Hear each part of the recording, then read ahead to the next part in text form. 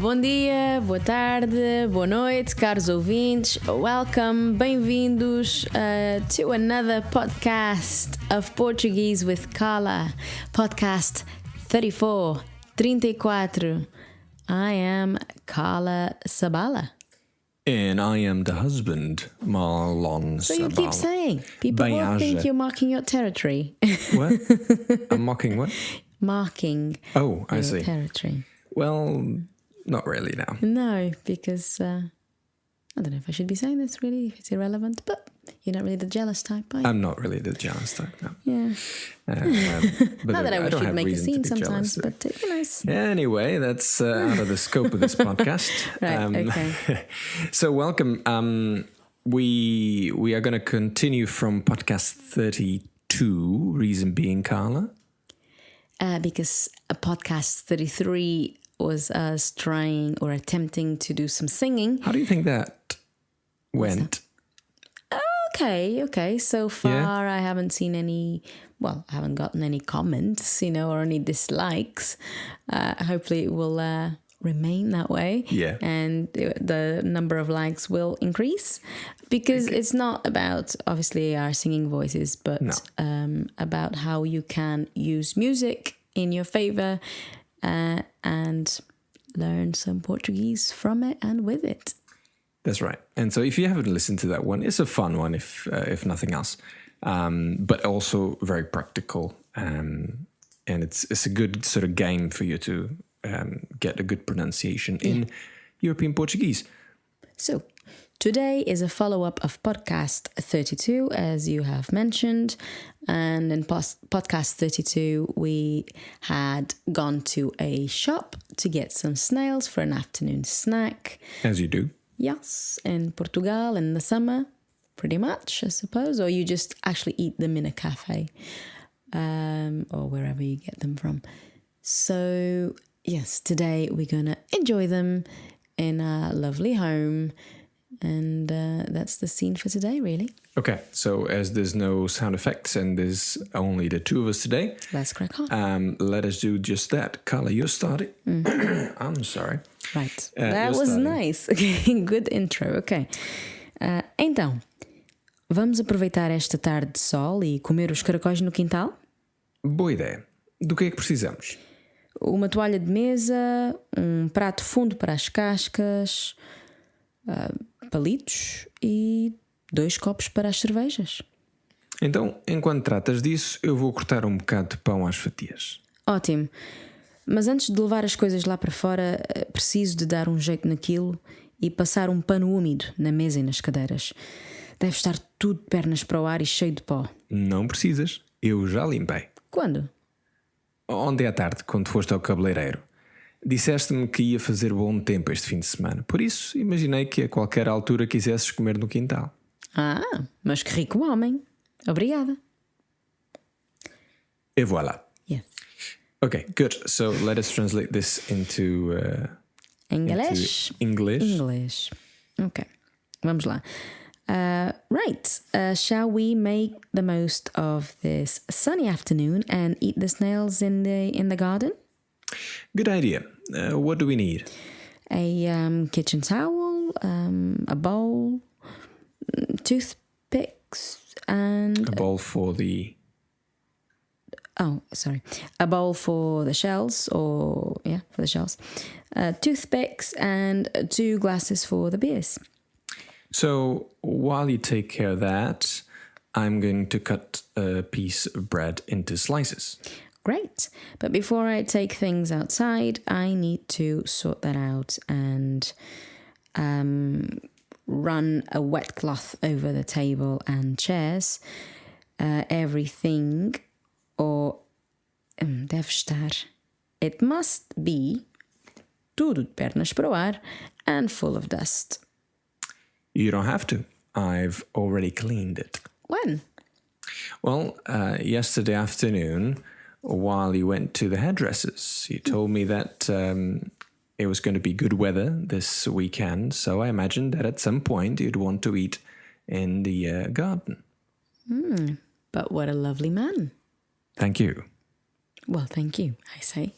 No, I was just going to say what a lovely man. Good. All right. So let's break this down. If you've never listened to this podcast before, what we do now is we help you out with the pronunciation, and we drop some hints about grammar as well. But line by line, phrase by phrase. Sometimes I don't tend to do it personally. It is good though, and even not just with the phrase, but actually with long words. What Marlon tends to do is to work the sentence backwards. It is a technique that helps you, but I also am aware that some people find it a little bit confusing if they're not used to it. So you might notice that Marlon will do that, but I won't. So you have the best of both. Okay, Where you starting, Carla? Here we go. Então, vamos aproveitar esta tarde de sol. Right, then, okay. Are we going to make the most, aproveitar, make the most of esta afternoon of sun, this sunny afternoon or afternoon of sun. Então, vamos aproveitar, repeat after me, vamos aproveitar esta tarde de sol. Vamos aproveitar esta tarde de sol e comer os caracóis, and eat the snails, e comer os caracóis. Mais uma vez, once again, e comer os caracóis no quintal. Então, I've translated this as garden because usually that's how people would refer it to here back home in England. Garden, backyard, we just say quintal. Okay. We would never say jardim, would we?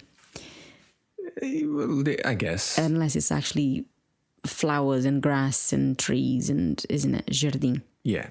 Quintal can also refer to, for example, my granddad always says, I'm going to quintal, which is not in the backyard because it doesn't have a backyard, but it's just like an allotment that he has. So you can grow stuff there. I mean, you can actually... You could call that... fruit trees and exactly. All sorts. Yeah, that would be a quintal. Yeah. But it doesn't have... You don't have to be growing anything, do you? Not necessarily, no. You could have some plants, some pots, but not necessarily, and still refer to it as a quintal, right? Yes. Okay, I think we agree on that one. Great, so let's go over the line again. Então, vamos aproveitar esta tarde de sol e comer os caracóis no quintal. Okay? Okay, so I say a good idea. What do we need? And good idea is as easy as it gets. Idea is ideia. Ideia. So if you repeat that after me, ideia. And again, ideia. And good, boa. In the feminine, because idea in Portuguese is female for some weird reason. Ideia, boa ideia. And then I say, what do we need? Do que é que precisamos? Okay, nobody will ever say it that way. So the colloquial or the vernacular way that people would say this would be do que é que or do que é que. Okay? Mm-hmm. So let's start from the word at the end. Precisar, or from the verb precisar, to need. Precisamos. Precisamos. We need. Precisamos. Do que é que? A little bit more natural. We don't really stress that, do we? What's that? When we speak it. Because, you know, if you're not a native and you hear Portuguese speaking, it's difficult to understand them because they don't really enunciate their words, do they? Okay. You think I'm stressing it a bit too much? Do que é que? Do que é que? Do que é que? Okay. Do que é que precisamos? Do que é que precisamos? I'm sorry, you said okay. You have to overemphasize a little bit. So they... Yes, okay, I get it, yeah. Emphasize it a little bit so they actually know what you're saying. Well, Carla's saying that I'm being a bit too fake. Yeah, not very spontaneous, not very natural. So But we're on the teaching part of the thing. okay, I'm sorry. Go ahead. I'm sorry. It's okay. Yeah, my bad. I'm finished anyway. So, boa ideia do que é que precisamos. All right.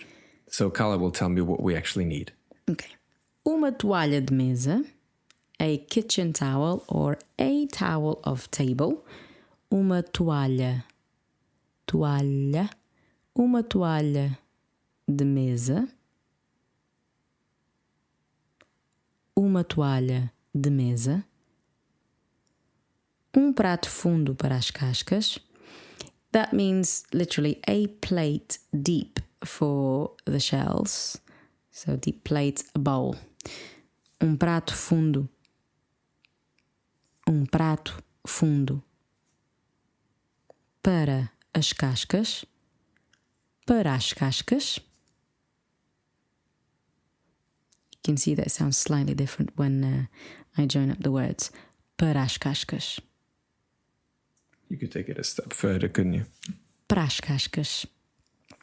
Yeah, and See, that's more natural. Yes, but para as cascas. Yeah, it is more natural to me. Palitos. Oh, we've talked with this one before. Yes, toothpicks. Palitos. E 2 copos. And 2 glasses e 2 copos. Para as cervejas. Para as cervejas. Para as cervejas. And Marlon has pointed out already, we could also say, even in a more naturally way, para as cervejas. Ok, over again. Uma toalha de mesa. Prato fundo para as cascas. Palitos. E 2 copos para as cervejas. You know what you sound like now, Carla. What do I sound like now, Alan? Right. You sound like somebody who's in a cooking show, giving the ingredients. So now we have a deep bowl and we have the... Right, okay. It sounds exactly Okay. like prato fundo para as palitos, 2 copos de cerveja. You know what I mean? Right, okay. That's what it sounds like. Right. Is that the one we've used for a recipe before? Yeah, I like it. Okay, cool. All right, good. Can I go on to my line? Sure, go ahead. Okay. So then I say to Carla, well, while you take care of that, I'm going to cut the piece of bread into slices, or I guess in English you would just say, I'm going to slice some bread. In Portuguese, you could say slice bread, which would be fatiar o pão. To slice the bread. Yeah. Mm-hmm. But it's quite common to say, I'm going to cut the bread into slices, which is longer, I know, more complicated, but it's quite common. Cortar pão às fatias. Mm-hmm. Okay. And that's quite common. When you cut stuff into slices, they don't really say fatiar, not as often as they would say cut into slices. Okay. So let's start from the bottom then, do that backwards build-up drill that Carla was talking about in the beginning. Fatias. Fatias. Pão. Nasal. Pão. Pão às fatias. So, pão às fatias. What would you say that às? What would be the translation of às? Would you say, Carla? À la. Cortar o pão. In a manner of slices, it sounds to me. At least that's what my brain is telling me. Yeah. In the manner of, or à la, in this way. Yeah. Bocado, a piece. Bocado. Bocado de pão. Bocado do pão às fatias. Vou cortar. I'm going to cut. Vou cortar. Vou cortar bocado do pão. And let's extend it. Vou cortar um bocado do pão às fatias. In the beginning now. Enquanto tratas, while tratas comes from tratar or To take treat. care of. Enquanto tratas disso, that. Enquanto tratas disso, eu vou cortar um bocão. Let me say that again. Enquanto tratas disso, eu vou cortar um bocado do pão às fatias. And that little element at the beginning, então. So, Which we often say. yes, and I'm sure it appears 2 or 3 times in this dialogue, but it is very common. That's why it shows up. Então, in this case, então is just so or well. All right.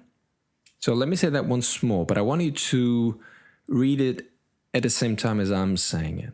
Okay. If possible. So imagine that you're doing an echo of what I'm saying, okay? So, então, enquanto tratas disso, eu vou cortar um bocado do pão às fatias. Sorry if that was a bit quick for you guys. Nice, I think. Okay, so I've got a long line here. Ótimo, great, ótimo. Ótimo. Mas antes de levar as coisas lá para fora, but before taking the things there outside, so before taking everything outside, mas antes, and we have mentioned this before, S's at the end of words have this sh sound. You may have noticed that I didn't pronounce the S from mush just like that, and that's because the S is in between 2 vowels now. The A in the same word and the A in the following word. Mas antes. In that case, the S will sound like a Z. Mas antes de levar as coisas lá para fora, and I'll say that again slower. Mas antes de levar. Mas antes de levar as coisas, and coisas seems to be a difficult word for quite a few people to pronounce if Portuguese isn't your first language. Coisas. It's the sound of the S in the middle of vowels, Z, and then the sh. Coisas. Coisas. Mas antes de levar as coisas lá para fora,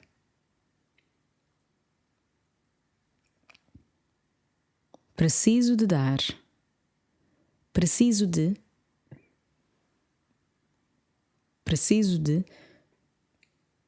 dar um jeito. I need to dar um jeito. Sort it out. Yeah. Although Sort dar um something jeito sounds more ad hoc. Fix it up. Yeah, it's like a quick fix. Yeah. Dar um jeito. So fix it up. So I need to fix that out there. I need to fix it up. Yeah. Yeah. Preciso de dar um jeito. Preciso de dar um jeito.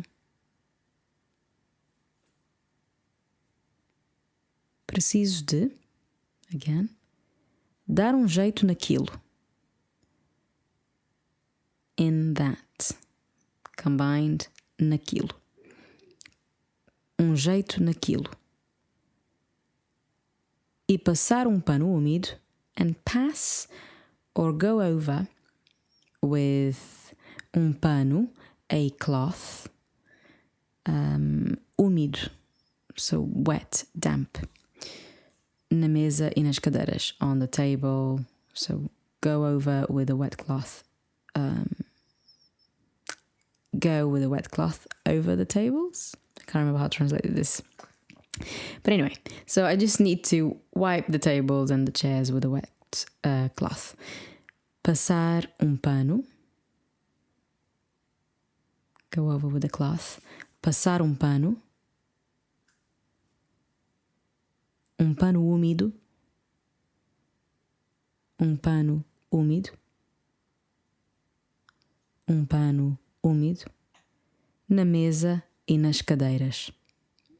Na mesa e nas cadeiras.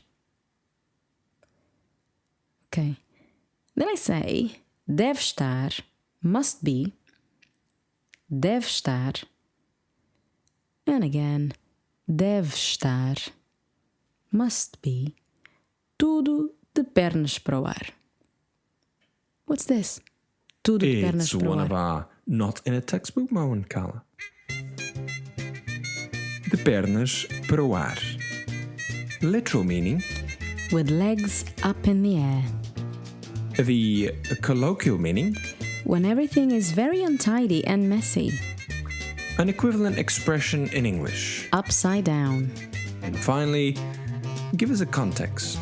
When, after a 3-hour kids' party with dogs running loose, your house is in a chaotic state, you could say, tenho tudo de pernas para o ar. Good. We originally had it actually written as tudo de patas para o ar. Yeah, which I suppose some people may say. Yeah. Paws. Not very nice, is it? Yeah, Well, as in it's okay. animal paws, everything. And it makes sense when you imagine everything with legs up in the air. Imagine like a table with its legs thicken up, so upside down. And we use the same word, don't we? Patas. Yeah. For a table, a chair, their legs. We wouldn't say pernas da mesa, would we? We would say as patas da mesa. We would say both, I think. Yeah? Maybe. I would say okay. pernas more than patas. Patas, Patas I would use more for animals. Pernas da Carla's mesa. thinking. Well, wow. Okay, I'm having a moment. Okay, I just blame it on the time of... Yeah, it's almost 11 o'clock. Anyway, yes, good. Okay. So now you know what tudo de pernas para o ar means. It's very messy and tidy. Yes. In a state right. of disarray. As you like to put. Or in a chaotic state. Right, so deve estar tudo de pernas para o ar. It must be everything with legs up in the air. Or chaotic. E cheio de pó. And full of dust. Cheio de pó. Cheio de pó. Let's go back on the actual expression. De pernas para o ar. De pernas para o ar. And how we really say it? De pernas para o ar. Tudo de pernas para o ar. E cheio de pó. Okay? All right. Well, I say you don't have to because I've already done it. Não precisas, eu já limpei. I've already cleaned it. Limpei. Perfect past there, limpei. Já limpei. Already. This, we've used this word many a time, já. This is the one occasion where the word actually means what a dictionary will tell you it means already. Já. Well, I guess the dictionary might tell you it's now. Or it might give you a different option. Anyway, doesn't matter. I've already cleaned it. Já limpei. Eu já limpei. Não precisas. You don't have to. You don't need to. Precisas. Não precisas. Não precisas. Eu já limpei. All right? Quando? Quando? Quando? Is that a song? Something comes to my mind. Tell me quando, I think. Not Portuguese. Close enough. Is it? I think it's how it goes. I'm not sure. Yes. Maybe Spanish. That's the word cuando. When? Over to you. All Short right. and sweet that was. So I say, well, yesterday in the afternoon, when you went to the hairdressers. Ontem à tarde, quando foste ao cabeleireiro. That's one mouthful of a word. Cabeleireiro. Right? Cabelo is hair. So cabeleireiro is hairdressers. Okay. Men can go to cabeleireiros, but they can also go to barbeiro, which comes from the word barba. Barba means beard.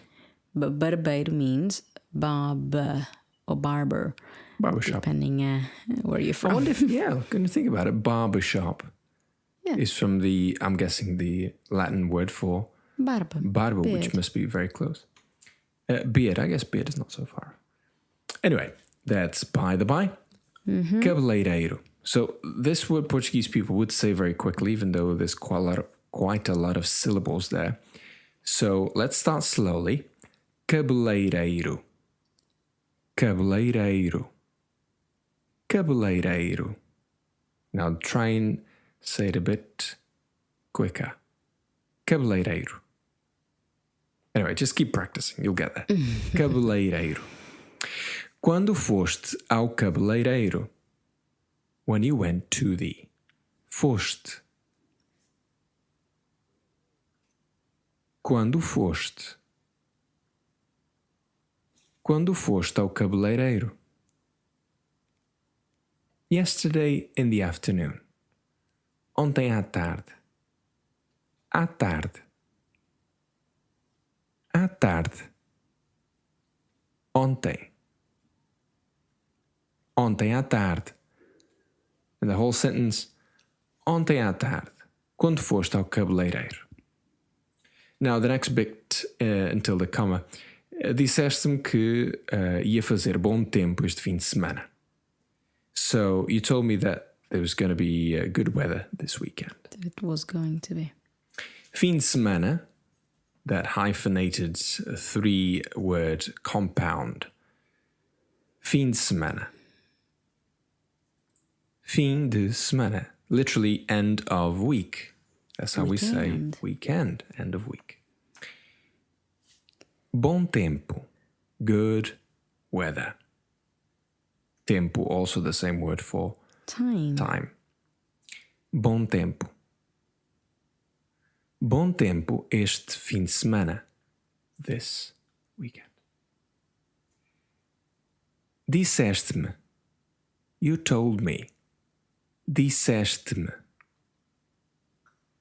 Disseste-me que ia. Disseste-me que ia fazer. That it was going to do or be. Fazer is do, really. Disseste-me que ia fazer bom tempo este fim de semana. And finally, my conclusion is so, por isso, because of that. For that reason. Imaginei que a qualquer altura quisesses comer no quintal. I imagine that at any point you might want to eat in the backyard or garden. Quintal.